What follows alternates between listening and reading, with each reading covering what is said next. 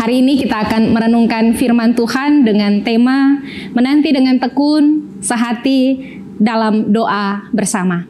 Mari kita membaca kitab Kisah Para Rasul pasal 1 ayat yang ke-12 hingga ayatnya yang ke-26.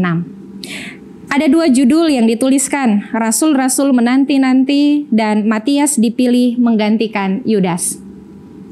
Maka kembalilah rasul-rasul itu ke Yerusalem dari bukit yang disebut Bukit Zaitun, yang hanya seperjalanan Sabat jauhnya dari Yerusalem.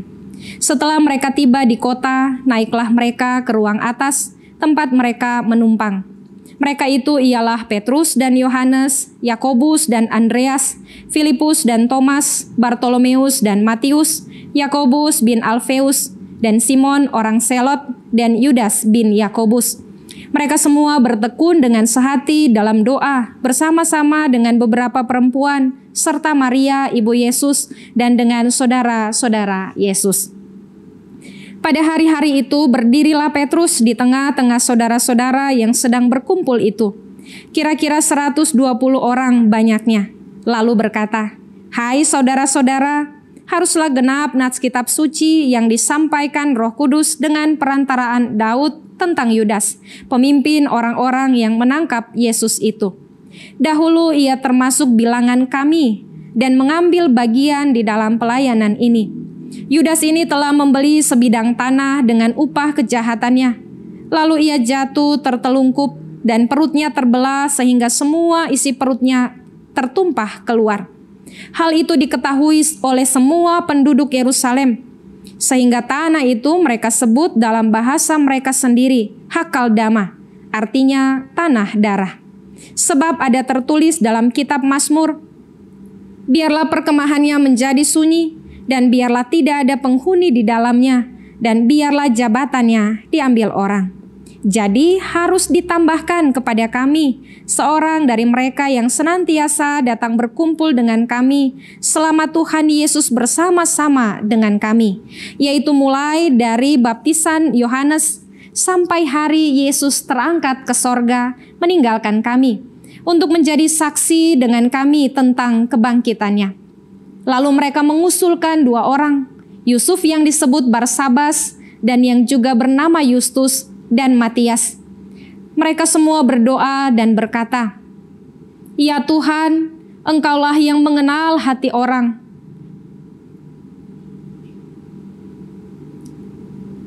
Mereka semua berdoa dan berkata, "Ya Tuhan, Engkaulah yang mengenal hati semua orang. Tunjukkanlah kiranya siapa yang Engkau pilih dari kedua orang ini untuk menerima jabatan pelayanan, yaitu kerasulan yang ditinggalkan Yudas yang telah jatuh ke tempat yang wajar baginya." Lalu mereka membuang undi bagi kedua orang itu, dan yang kena undi adalah Matias, dan dengan demikian ia ditambahkan kepada bilangan ke-11 rasul itu. Saudara, hidup ini adalah sebuah ruang tunggu yang sangat besar. Setiap hari ada saja yang kita nantikan. Kita menanti datangnya pesanan online, kita menanti kelahiran, kita menanti hari kelulusan, kita menanti promosi dalam dunia kerja. Bahkan mungkin kita menanti jodoh sambil dikejar-kejar pertanyaan tetangga, kapan kawin? Kita menanti ini, kita menanti itu, kita menanti jawaban-jawaban doa kita. Tapi tahukah kita, siapapun kita yang ada di ruang tunggu ini, semua kita sedang ada dalam satu penantian yang sama. Kita menanti kedatangan Tuhan yang kedua kalinya. Dalam Injil Lukas pasal 18 ayat 8, Tuhan Yesus mempunyai satu pertanyaan. Jika Anak Manusia datang, adakah ia menjumpai iman di bumi? Dari sini saudara, kita perlu memperhatikan dua hal dalam kaitan dengan menanti. Pertama, apa yang kita nantikan? Oh, tentu saja kita pasti punya banyak sekali keinginan dalam hal menanti. Kita punya mimpi, kita punya harapan, kita punya kepentingan, tapi juga kita punya kebutuhan. Maka pastikanlah keinginan-keinginan kita selalu selaras dengan keinginan Tuhan. Jangan pernah berpikir Tuhan menyesuaikan dengan keinginan-keinginan kita. Sebab yang demikian justru akan membawa kita jatuh di dalam dosa, justru akan mencelakakan bagi kita. Misalnya saja dalam hidup kita ingin berhasil, kita ingin mengalami kesuksesan dan menikmati hidup. Tapi dalam keinginan kita yang demikian, Tuhan ingin kita bekerja keras, bekerja dengan etos kerja yang baik, kita jujur dan disiplin. Kita tidak mungkin memperoleh keberhasilan dalam keinginan kita untuk mendapatinya secara instan dengan bermalas-malasan. Sebab sekali lagi, yang demikian justru mencelakakan, menjatuhkan kita dalam dosa. Saat kita menginginkan Tuhan menyesuaikan dengan keinginan kita, maka keinginan daging dalam diri kita akan mendesak kita untuk hanya memuaskan hawa nafsu dalam diri kita. Karena itu kita belajar untuk patuh pada kehendak Tuhan. Kepatuhan kepada Allah memang harus selalu dibarengi dengan kesediaan untuk hidup menyangkal diri. Tetapi percayalah, dalam setiap kepatuhan kita ada berkat yang Tuhan sediakan. Kepatuhan kita membawa kita melangkah pada jalan-jalan berkat Tuhan. Mari belajar dari kisah para murid. Mereka ada dalam situasi yang begitu mencekam, situasi yang begitu menakutkan. Mereka ada dalam kondisi sebelumnya yang begitu tertekan oleh karena peristiwa penyaliban. Situasi hidup yang kemudian membawa mereka dari posisi sebagai murid yang dengan percaya diri karena melihat Yesus sang guru melakukan begitu banyak mujizat. Tapi kemudian mereka menjadi ciut nyali dan ketakutan karena menyaksikan penyaliban yang diterima oleh Yesus begitu menyakitkan.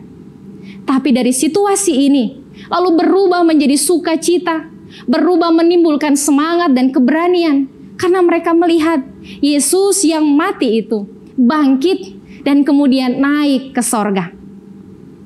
Sebelum Yesus terangkat ke sorga, ada pesan yang dia berikan bagi murid-murid supaya mereka tetap tinggal di Yerusalem sampai Roh Kudus dicurahkan. Dan kemudian mereka mengemban tugas untuk memberitakan Injil ke semua penjuru dunia. Apa yang dilakukan para murid? Mereka tinggal dalam kepatuhan. Mereka mengikuti perintah Tuhan tanpa pernah mendebat tentang apa yang menjadi keinginan mereka. Saudara, apapun yang kita inginkan dalam hidup, apapun yang kita butuhkan, apapun yang menjadi kepentingan kita, jangan pernah membawa semua itu membuat kita gugur dalam kepatuhan kepada Allah. Hal kedua yang perlu kita perhatikan adalah bagaimana cara kita menanti. Bacaan firman Tuhan di saat ini membawa kita melihat bahwa hal pertama dalam menanti kita perlu bertekun. Bertekun berarti berketetapan hati, bersungguh-sungguh untuk percaya dan mengikuti Tuhan. Ada banyak orang Kristen yang percaya bahwa Allah adalah penciptanya, tetapi tidak yakin bahwa Allah memelihara hidupnya. Karena itu ketika menghadapi tekanan, menghadapi persoalan, menghadapi kenyataan-kenyataan yang tidak sesuai dengan harapan, ada banyak orang Kristen yang kemudian gugur imannya, hidup penuh dengan kekhawatiran, bahkan panik, dan kemudian mengandalkan kekuatan-kekuatan lain, berubah setia. Oleh karena hidup punya banyak sekali tekanan, oleh karena hidup tidak selalu berjalan sesuai dengan harapan, sesuai dengan perhitungan kita, maka di sanalah kita membutuhkan ketekunan. Sebab ketekunan itulah yang akan membuat kita kokoh berpegang pada pengharapan akan Kristus. Ketekunan akan membuat kita tahan uji dan setia sampai akhir. Ketekunan dibutuhkan agar kita bisa menanti sampai kita melihat jawaban Tuhan. Kedua, sehati. Perpecahan tidak pernah membawa keuntungan apapun dalam hidup.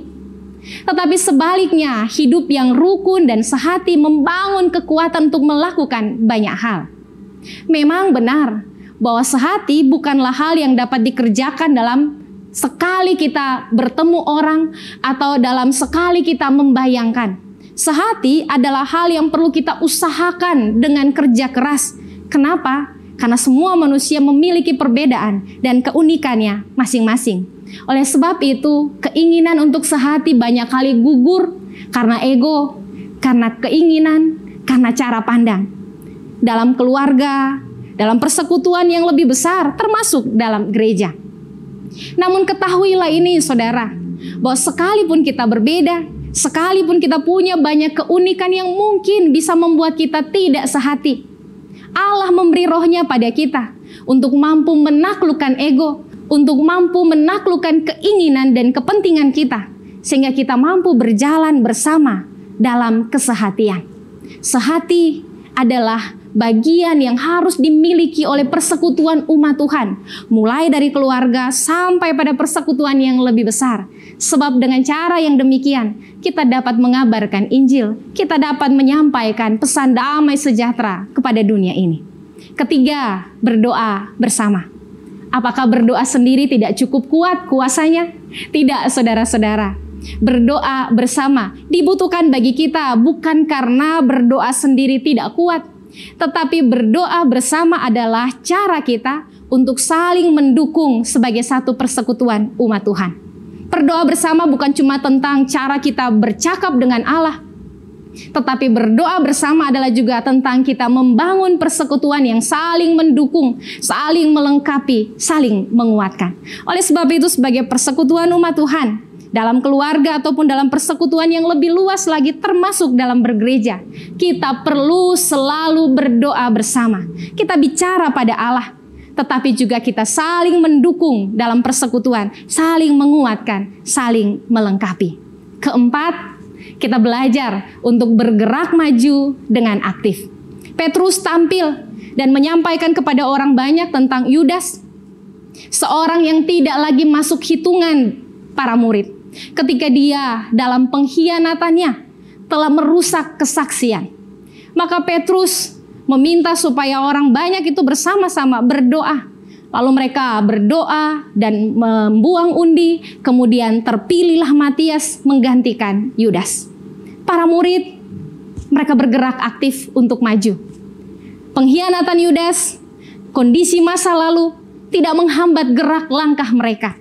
Mereka bergerak maju untuk melakukan tugas dan tanggung jawab. Dalam penantian, Roh Kudus dicurahkan. Mereka melakukan bagiannya. Segala sesuatu yang pernah terjadi di masa lalu, termasuk pahitnya penyaliban, tidak menghambat langkah mereka.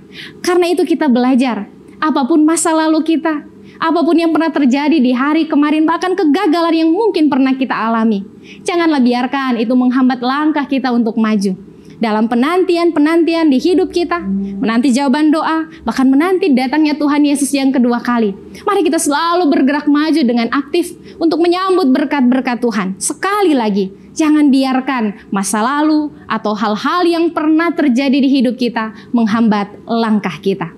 Percayalah, orang yang dengan setia dan tekun menanti Tuhan tidak pernah dikecewakan.